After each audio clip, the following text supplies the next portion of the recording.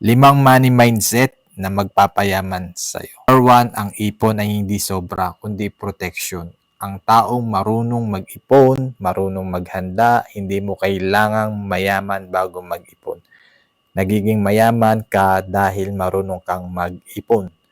Number 2, gamitin ang pera para kumita, hindi para magyabang.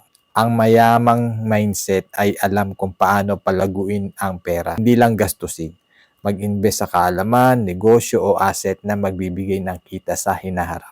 Number 3, ang pagyaman ay proseso, hindi milagro. Walang instant sa totoong yaman. Ang disiplina, tiyaga at consistency ang tunay na sikreto. Dahan-dahan, basta tuloy-tuloy. Number 4, ang pagkakamali sa pera ay leksyon, hindi dahilan para sumuko. Lahat tayo nagkakamali, siyempre. Pero ang mayaman na mindset ay natututo sa pagkakamali. Hindi tumitigil dahil sa takot. Number 5, ang pera ay kasangkapan, hindi Diyos.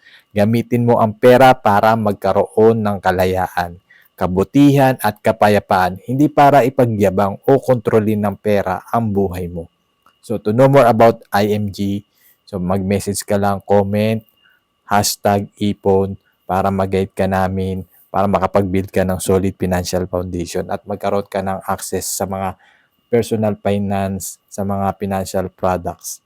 So, mag-comment ka lang, #ipon. Follow me for more. Pakishare na rin ng video na ito kung may natutunan ka at save mo na rin. Thank you for watching.